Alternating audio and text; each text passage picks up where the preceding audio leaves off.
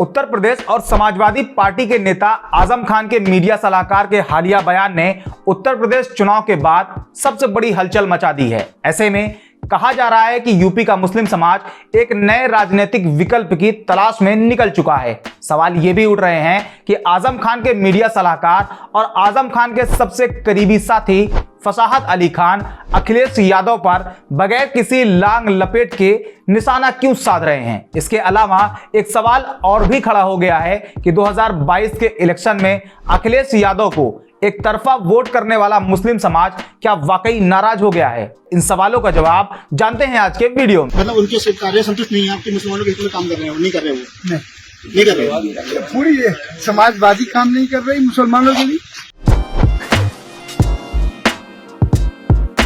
पहले बात करते हैं आजम खान की। आजम खान के खिलाफ 80 से ज्यादा मुकदमे दर्ज हैं और पिछले 2.5 साल से नेताजी जेल में बंद हैं। आजम खान समाजवादी पार्टी के लिए एक अहम नेता हैं, क्योंकि जितनी बार भी समाजवादी सरकार बनी है उसमें आजम खान का बड़ा रोल रहा है। आजम खान के बेटे अब्दुल्ला आजम भी जेल में ही बंद थे, लेकिन ठीक चुनाव से पहले जमानत मिल गई। 2022 के इलेक्शन में आजम और अब्दुल्ला आजम दोनों बाप बेटे अच्छे खासे वोट मार्जिन से चुनाव जीते हैं और विधायक बने। लेकिन अभी हाल ही में आजम खान को लेकर कई तरह की बातें उठने लगी। समाजवादी पार्टी को लेकर उनकी नाराजगी सामने आई है, जो पूरी तरह से साफ तो नहीं है, लेकिन आजम खान के करीबी और उनके मीडिया सलाहकार फसाहत अली खान बिल्कुल खुले तौर पर बगैर किसी लांग लपेट के अखिलेश यादव से सवाल करते हैं। कहते हैं, वाह राष्ट्रीय अध्यक्ष जी वाह, हमने आपको आपके वालिद साहब यानी मुलायम सिंह को 4 बार प्रदेश का मुख्यमंत्री बनाया।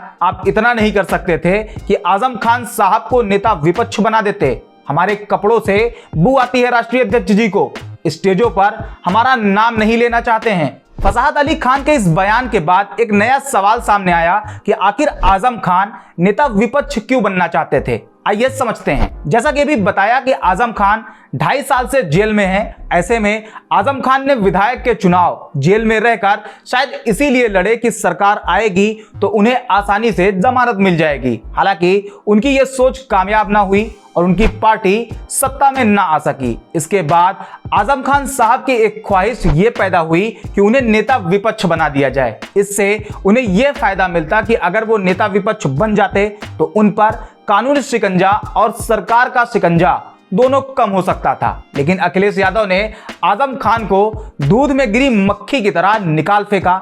चूंकि आजम खान मुस्लिम लीडरशिप का एक बड़ा चेहरा माने जाते हैं, ऐसे में जाहिर सी बात है कि अगर आजम खान को कुछ दिया जाएगा तो मुस्लिम वोट बैंक आपके साथ जुड़ा रहेगा। इस पॉइंट पे सपा मुखिया से मुसलमानों की नाराजगी जायज है। अखिलेश यादव और आजम खान को लेकर बहुत सी बातें हो चुकी हैं। वो आपस में एक दूसरे को पसंद नहीं करते हैं। इलेक्शन बाद अखिलेश यादव लोकसभा छोड़कर विधानसभा जाने का फैसला करते हैं। उसके बाद वो नेता विपक्ष भी बनते हैं। नेता विपक्ष बनने के बाद विधानसभा में अपने भाषण में अखिलेश यादव ने भाजपा के नेताओं को तो सम्मान दिया, लेकिन एक बार फिर आजम खान को भूल गए। और हद तो यहां तक भी हो चुकी है कि अखिलेश यादव आजम खान से जेल में मिलने भी तब गए जब कांग्रेस के इमरान प्रतापगढ़ी और AIMIM के असदुद्दीन ओवैसी ने जेल में जाके उनसे मिलने की पेशकश करी। यहां पर अखिलेश यादव को लगा होगा कि यह दांव तो उल्टा पड़ जाएगा और आखिरकार वो आजम खान से मिलने गए। आजम खान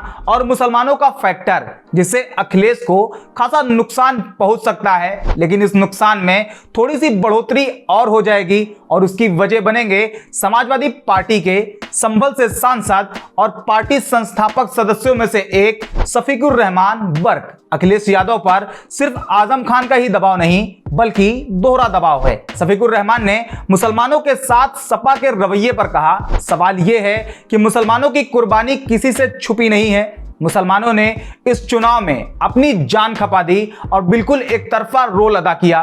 समाजवादी को ही वोट दिया।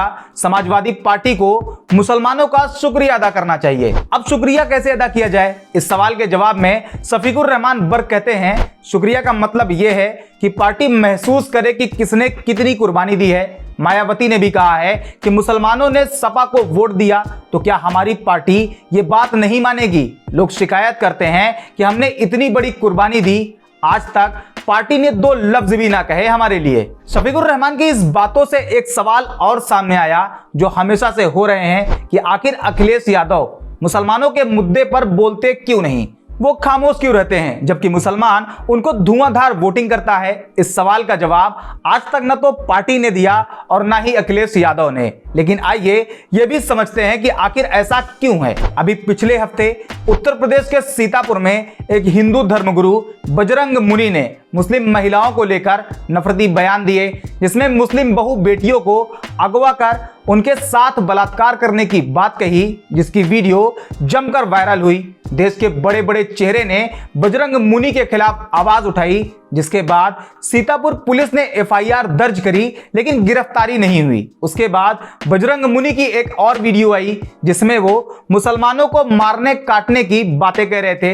ये वीडियो भी वायरल हुई और इस पर भी लोगों ने विरोध किया और आखिरकार बजरंग मुनि की गिरफ्तारी हुई। इसके पहले मेरठ में एक बिरयानी वाले मुसलमान के ठेले को पलट दिया गया। मुसलमानों के साथ और भी छुटपुट घटनाएं हुई, लेकिन इन सब पर समाजवादी पार्टी और अखिलेश यादव पूरी तरह से खामोश रहे। बोलना तो दूर की बात, एक ट्वीट भी नहीं किया। इसके अलावा समाजवादी पार्टी के मुस्लिम विधायक बरेली के शहजिल इस्लाम और कैराना के नाहिद हसन पर कार्रवाई हुई। इसमें अखिलेश और उनकी पार्टी पूरी तरह से चुप। इन सारी हालिया बातों की वजह से मुसलमानों को अब यह लगने लगा है कि उसे बुरी तरह से ठग लिया गया है, क्योंकि 97% मुसलमानों ने आंख बंद करके साइकिल का बटन दबाया था। अब इस पॉइंट को अखिलेश यादव के फैक्टर से देखते हैं। 2022 चुनाव प्रचार के दौरान भाजपा अखिलेश पर लगातार मुस्लिम तुष्टीकरण का आरोप लगाती रही और जब भी अखिलेश ने मुसलमानों के किसी मुद्दे को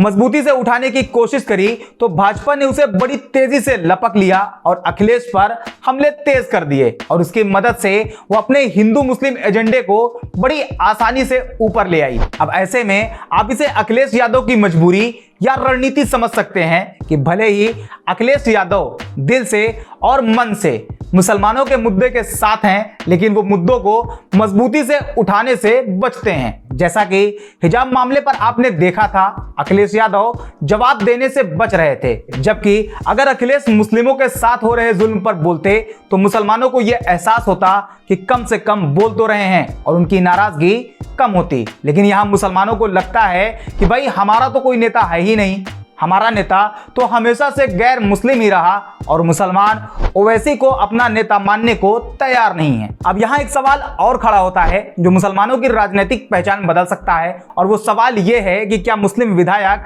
अपनी एक अलग पार्टी बनाएंगे? आइए जवाब जानते हैं। 2022 के असेंबली इलेक्शन में 34 मुस्लिम विधायक चुने गए हैं, जबकि 2017 में यही मुस्लिम विधायकों की संख्या 24 थी। लेकिन इस बार 31 विधायक सपा के, 2 विधायक आरएलडी के और 1 सुहेल देव पार्टी के, टोटल 34 मुस्लिम विधायक। और अब कहीं ना कहीं ये बात उठ रही है कि मुस्लिम अपनी एक अलग पार्टी बनाएंगे, लेकिन दूसरी तरफ मुसलमान अंदर ही अंदर बात करते हैं कि मुसलमानों का नेता कभी मुसलमान नहीं रहा है, कभी मुलायम सिंह यादव मुस्लिमों का नेता तो कभी मायावती, और ओवैसी पर यह ठप्पा लग गया है कि वो बीजेपी की बी टीम है। लेकिन फिर भी ये बात उठ रही है कि अब मुसलमानों को इकट्ठा होकर अपनी आवाज खुद ही बुलंद करनी पड़ेगी। लेकिन इसकी अगुवाई करेगा कौन, ये बड़ा कॉम्प्लिकेटेड मुद्दा है। लेकिन फिर भी अगर ये मान ले कि मुसलमान सपा से नाराज होकर अखिलेश से दूरी बना भी लेते हैं तो वो जाएंगे कहां? मायावती का रुख देखते हुए ये सवाल ही पैदा नहीं होता। भाजपा में जाना इनका मुमकिन ही नहीं। अब ले दे के बचती है कांग्रेस और इन सब को छोड़ के वो अपनी एक अलग पार्टी भी बना सकते हैं, जबकि अगर मुसलमान किसी और पार्टी का रुख करते हैं तो कोई खास बात नहीं, लेकिन अगर वो अपनी खुद की कोई पार्टी खड़ी कर देते हैं तो ये एक बड़ा बदलाव होगा। ऐसे में अगर एक मुस्लिम पार्टी बनती है तो अगुवाई कौन करेगा, ओवैसी या आजम खान? पहले आजम खान को समझते हैं। आजम खान पिछले 36 साल से राजनीति में हैं, लेकिन आज तक मुसलमानों ने उन्हें अपना नेता कबूल नहीं किया है और आजम खान आज तक सिर्फ समाजवादी पार्टी के बड़े मुस्लिम चेहरे के नाम से ही जाने और पहचाने जाते हैं। दूसरा पॉइंट, आजम खान की उम्र जो अब काफी ज्यादा हो चुकी है, और तीसरा पॉइंट, उन पर चल रहे मुकदमे। ये 3 वजह है जो मुसलमान उन्हें अपना नेता स्वीकार नहीं करेंगे। अब ओवैसी को देखो, ओवैसी को भले ही न्यूज चैनल्स और उनके खिलाफ पार्टियों ने उन्हें बीजेपी की बी टीम की तरह सामने किया है, लेकिन ओवैसी के जानदार भाषण और मुस्लिम के मुद्दों को लेकर उनकी बेबाकी से करी गई बातें, जैसे 3 तलाक और सीएए से लेकर अभी हाल ही में हुई घटनाओं पर उनके बयान मुसलमानों के लिए बढ़िया मोटिवेशन का काम कर रहे हैं। और यही वजह है कि ओवैसी हैदराबाद से निकल करके आज पूरे हिंदुस्तान में अपनी पैठ जमाने के लिए निकल चुके हैं और मुसलमान काफी तेजी से ओवैसी के साथ जुड़ भी रहे हैं। हर बीते दिन ओवैसी मजबूत हो रहे हैं। इसलिए ये कहना गलत नहीं होगा कि अगर मुसलमानों ने अपनी एक राजनीतिक पहचान बनाने की ठान ली तो उसकी अगुवाई ओवैसी के अलावा कोई और कर पाएगा। फिर भी जिस तरह के हालात मुसलमानों के साथ आज के हिंदुस्तान में है वो खतरनाक है और बहुत खतरनाक है। हर रोज कहीं ना कहीं किसी मुस्लिम के साथ मारपीट की खबरें आ रही हैं, मुसलमानों के खिलाफ नफरती बयानबाजी हो रही है। एक वक्त था जब त्योहार में खुशी के साथ हिंदू मुस्लिम एक साथ दिखते थे, लेकिन अब वक्त इतना बदल चुका है कि जब कोई त्योहार आता है तो मुसलमानों को यह डर सताने लगता है कि कब कहीं कोई घटना ना हो जाए। खैर, आज के वीडियो में इतना ही। वीडियो कैसी लगी कमेंट में जरूर बताएं। वीडियो को लाइक करें, शेयर करें और चैनल को सब्सक्राइब जरूर कर लें। मिलते हैं अगले वीडियो में।